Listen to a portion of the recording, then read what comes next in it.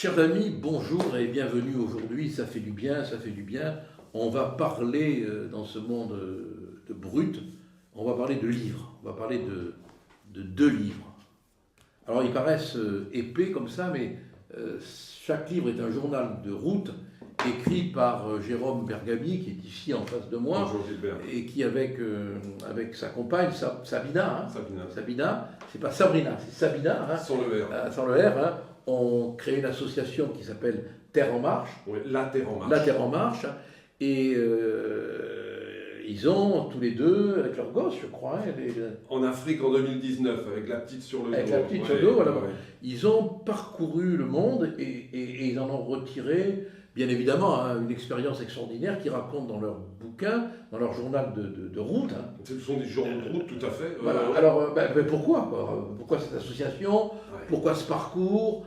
Pourquoi ce journal? Pourquoi ce besoin comme ça de traverser le monde, qui n'est pas un besoin nouveau, hein, mais à pied. À pied, c'est ça aussi la spécificité. Alors, La Terre en Marche, c'est vrai, c'est une transformation dans notre vie.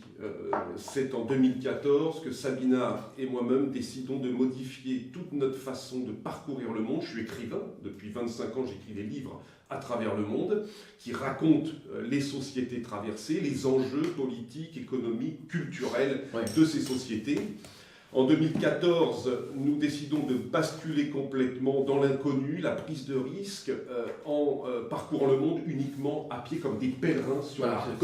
Comme les pèlerins d'autres fois. Vous commencez par l'Italie. Alors, la première expédition qu'on décide de mener, c'est de partir de la maison natale de Marco Polo à Venise, le long de deux axes millénaires, la Via Egnatia et la route de la soie, une des routes de la soie, pour atteindre la Chine. Mais alors en Italie, vous y allez à pied? Non, là, voilà. Dans ma famille, parce que j'ai de la famille en Italie, donc là, non, on se rend d'abord à Bologne et ensuite à Venise. C'est une expédition qui va durer 2 ans, c'est un peu plus de 6000 km à pied. Donc le long de cet axe marchand, militaire, que nous souhaitons transformer symboliquement en axe de rencontre et de partage, ou remettre en lumière ces aspects de partage et de rencontre. Alors c'est l'Albanie, c'est la Grèce. Albanie, Grèce, Turquie. La Turquie, alors 4 mois, très gros morceau. Et alors comment vous vivez? Comment vous vivez? Écoutez, on autofinance tous nos expéditions. On travaille, l'essence, évidemment, très souvent. L'essence, évidemment, vous coûte pas cher. Non. La seule essence, c'est celle des genoux, des coudes, du dos. Mais alors, comment vous... quand vous arrivez en Turquie, par exemple, vous savez où vous allez dormir? Absolument pas, non. C'est le voyage total qu'on voulait vivre dans une vie, celle qui vous transforme. On ne sait pas où on dort, on ne sait pas où on mange, on ne sait pas où on se lave. On frappe aux portes, on demande, en Turquie notamment, l'imam dans les villages, le maire du village, les habitants, le curé, les églises, les mosquées, on a dormi partout, on apprend les langues, il faut absolument pouvoir communiquer avec la population, raconter pourquoi nous sommes là, parce que le symbole de la Terre en Marche, et c'est ça notre spécificité, là j'ai amené une des bourses en cuir qui est là, ce sont ces bourses que nous portons à notre ceinture. Ça, c'est des vieilles bourses de pèlerins, ça. Ce sont des bourses, d'anciens soldats légionnaires romains. Alors vous savez, pour la petite histoire, que c'était aussi une arme. On peut s'en servir effectivement. Ah oui, non, mais c'était une arme. Si vous prenez un coup de bourse sur la tête, c'est la seule arme qu'on porte avec nous. Hein. Ah oui. Dedans de la terre des 5 continents. En fait, depuis 10 ans, on organise des cérémonies d'échange de la terre dans les villages, dans les écoles, dans les universités, partout où on est. Mais qu'est-ce qui a présidé à votre... Attendez, il faut... Je me mets à la place des amis qui nous regardent. Finalement, vous n'aviez pas de boulot. Si, voilà. On a changé de métier très Alors qu'est-ce que vous faisiez avant de partir? Moi j'ai été aide-soignant. Au moment de partir, on est aide-soignant, mon épouse et moi-même, pendant 3 ans, on va financer, on va mettre de l'argent de côté, tout petit budget, 16 000 € pour 2 ans, 6 € par jour et par personne. On travaille à Toulouse. 6 € par jour et par personne, voilà pendant 2 ans. On travaille à Toulouse, en Alsace, en Bretagne, moi je suis d'origine bretonne. J'ai changé de métier très tôt, j'ai travaillé dans le monde de la nuit, j'ai été chroniqueur en langue bretonne, laveur de carreaux, saisonnier, professeur de français en Égypte. Ma femme a changé de métier très souvent également. Elle est roumaine, votre femme, hein? Ma femme est roumaine de Transylvanie, elle est professeure de langue et traductrice quand je la rencontre. Donc, mais il y a quelque chose en nous qui brûle.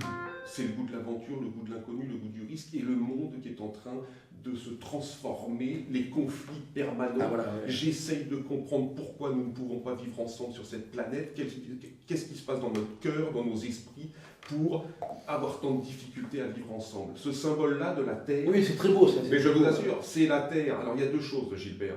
Nos deux jambes, c'est la Terre, bien sûr, qui nous unit tous. On en vient, on y retourne un jour, elle nous nourrit tous.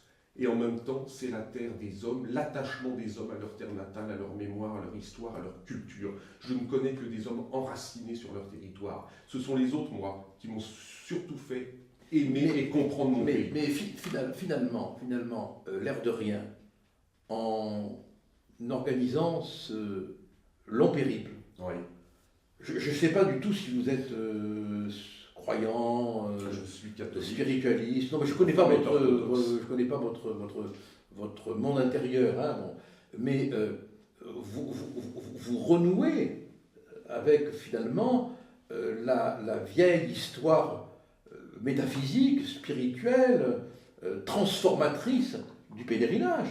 Ah mais complètement, je crois, sans au départ en avoir conscience forcément, mais prenant la route à pied, en étant un grain de poussière sous les étoiles, qu'on soit croyant, c'est ça qui est magnifique. mais qu'on soit croyant ou pas, nous le disons dans toutes nos conférences, parce qu'on intervient à travers la France. C'est ça, c'est là, oui. On est conférencier depuis 8 ans. Qu'on soit croyant ou pas, on en vient à parler à plus haut que soi. La marche est une transformation révolutionnaire de votre personne intérieure. C'est ça, voilà. Et parce que tous les pays musulmans que nous avons traversés, que ce soit l'Iran, la Turquie, le Tadjikistan, quand les gens savent qui vous êtes et que vous êtes conscient de votre identité, il y a un grand respect qui s'instaure entre les personnes. Non, mais il y a une dimension mystique de la marche. Tout à fait, il y a une dimension Qu'on a complètement ignorée, qu'on méconnaît complètement. Vous savez combien de kilomètres le Christ faisait par jour? Non, je ne le sais pas. Alors je l'ai lu. Ouais. Je ne sais pas si c'est vrai, parce que je ne l'ai pas vérifié, donc qu'on ne me tombe pas dessus si je dis une connerie. Mais je crois que la référence est sérieuse. Hein.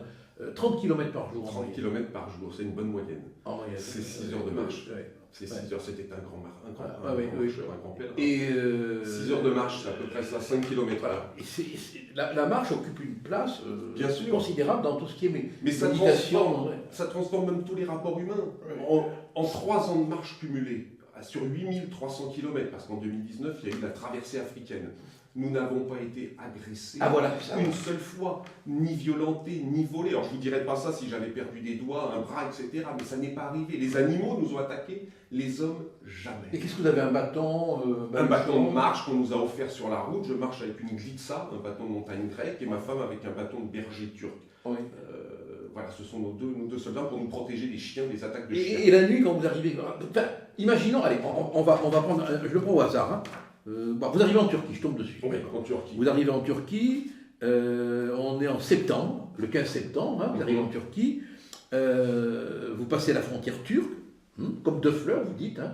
Oui, c'est bon, et là, vous ne savez pas où vous allez dormir, vous ne savez pas comment vous allez manger, vous ne savez pas comment vous allez faire votre toilette, vous ne savez pas comment vous allez aller aux toilettes, vous ne savez pas comment vous allez vous sustenter. Comment vous faites? Il faut repérer, au bout d'un moment, vous avez un signal, il faut repérer à partir de 3-4 heures de l'après-midi, avant que la nuit tombe, il faut repérer déjà un hameau, une station essence, un bâtiment, un village. Alors on a des cartes routières, on a le GPS quand ça fonctionne, et puis parler aux gens sur la route. Et dès que vous parlez aux gens, eh ben, vous pouvez aussi créer un Alors vous leur parlez comment? Votre femme parle, je suppose. Alors au départ, on arrive en Turquie, on ne connaît pas le turc. Et voilà. 2 mois plus tard, on va pouvoir parler, on va s'adresser aux gens vraiment en turc. Mais au début, c'est plus dur. Il faut tomber sur des personnes qui parlent un peu anglais, un peu français, et les bombarder de questions. C'est ce qu'on fait, noter dans des carnets, comme vous dites, j'ai faim, j'ai froid, je suis fatigué, je veux dormir là, et répéter tous les jours pour pouvoir... Et pas peur de la maladie? Et ça... Il ne faut pas être hypochondriaque. Hein. Non, alors il faut échapper à plein de choses. Voilà, il faut échapper aux bactéries, il faut avoir un peu de chance. Je pense qu'on n'a plus des estomacs. Nous, ce sont des concasseurs à force de voyager dans le monde. On s'en est très bien sortis, mais en Afrique aussi. Vous avez quand même des antibiotiques, des médicaments? On a une base, ouais, effectivement, bien sûr, mais légère, vraiment très légère. Ouais. Donc là, ces deux expéditions, l'idée est d'organiser ces cérémonies d'échange de la terre sur les 5 continents. Oui, c'est très important, j'ai compris, oui, c'est très beau. C'est pour ça qu'on est reparti en Afrique en 2019, avec la petite sur le dos et 40 kilos de matériel de traction pour ma femme. Alors, bon, il faut lire le livre, hein, parce que là encore, si je le feuillette au hasard, bon, je vous retrouve après la Turquie en Géorgie, en Arménie, pour éviter la guerre en Syrie et le Kurdistan. En Iran, là, alors votre périple en Iran, il est mystique, il est très étrange. Hein. Ouais, en Iran, c'est une chance d'y être rentré L'Ouzbékistan et d'y être sorti. Et voilà, non mais là c'est la partie un peu angoissante. Hein. Et puis après vous continuez l'Éthiopie. Enfin, vous avez trouvé des traces de Rimbaud en Éthiopie? J'aurais aimé aller sur ses traces, sur sa maison, où il a vécu. Je n'ai pas pu parce que c'était pas sur notre itinéraire. On est pris par des considérations de temps aussi à cause des visas. Et moi, c'était une des raisons pour laquelle je souhaitais aller en Éthiopie. C'était tout Rimbaud et puis sa vie passionnante. Et mon frère. Et puis revenir d'Éthiopie et aller à Marseille, dans l'hôpital où il est mort. Ah, oui, tout à fait. Il a eu c'est magnifique ce qu'il a dit quand il a vu venir la mort. Hein. Il a dit j'entre maintenant dans la lumière. Il a connu aussi une lente transformation, je pense. Oui, complètement. Oui. Et alors, parlons maintenant le livre. Si vous voulez vous promener avec Jérôme et sa compagne Sabina, il faut lire le livre. Je pense que c'est une vision du voyage, en tout cas, qui correspond à celle qu'on pouvait vivre ça fait du bien moralement. Au 19e siècle. Ça fait du bien moralement de vous lire, parce que ça donne une autre dimension à la vie d'aujourd'hui, qui est une vie de merde. Voilà. Mais parlez-moi de votre projet européen avec cette terre. Eh bien, écoutez, Gilbert, en fait, cette terre, moi, je la porte depuis 20 ans. Je portais la terre de mes ancêtres en Bretagne quand j'avais 25 ans pour voyager. J'ai porté la terre du monde de 2014 jusqu'à aujourd'hui.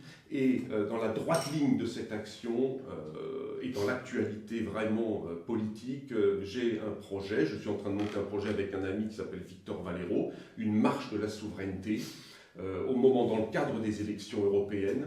C'est-à-dire que cette marche de la souveraineté doit nous mener à pied sur 600 km depuis le Parlement de Strasbourg jusqu'au siège de la Commission européenne à Bruxelles. Nous voulons porter la terre de notre pays. La terre de France. La terre de France à notre ceinture, dans des bourses en cuir comme celle-ci. Nous voulons, devant chaque lieu emblématique de la structuration européenne, Parlement de Strasbourg, Banque Centrale Européenne à Francfort, Palais du Gouvernement à Maastricht et Commission Européenne à Bruxelles, organiser une cérémonie symbolique de résistance du peuple français face à l'hégémonisme de la construction européenne. Nous allons déposer la terre de France sur le parvis de chaque instance, nous allons lire une déclaration solennelle de souveraineté, entonner l'hymne national et lire les doléances de nos concitoyens quant à leur colère, doute, incompréhension ou refus de la tutelle européenne sur la vie du peuple français. Est-ce que vous pourrez nous raconter de temps en temps moi j'aimerais votre périple? Nous voulons être en direct peut-être on va le faire. Parce que ça, sur la route, on veut faire entrer les gens dans l'aventure.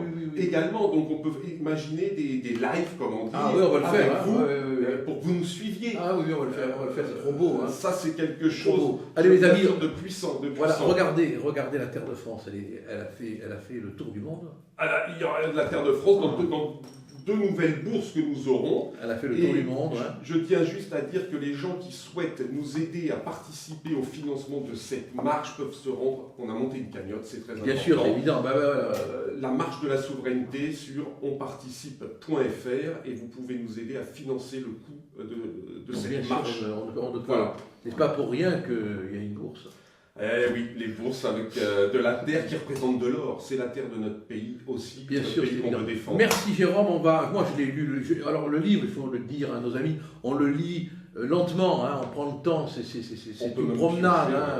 C'est une promenade assez extraordinaire. Hein, Là, il y a 2 tomes. Il y a La Terre en marche 1 et La Terre en marche 2 qui est. Il y a 2 tomes, ça se lit très. C'est une promenade extraordinaire. Ça m'a un peu rappelé les écrits d'Alexandra David Niel, que j'ai beaucoup aimé. Merci Jérôme, et puis marchons. Hein. Oui, marchons. Mais nous ne sommes pas les marcheurs comme les autres. Hein. Absolument pas. Attention, hein. Ah non, pas confondre les marcheurs de l'âme on n'est pas avec les marcheurs des banques. Hein. Exactement. Merci à vous Gilbert. À bientôt. Hein.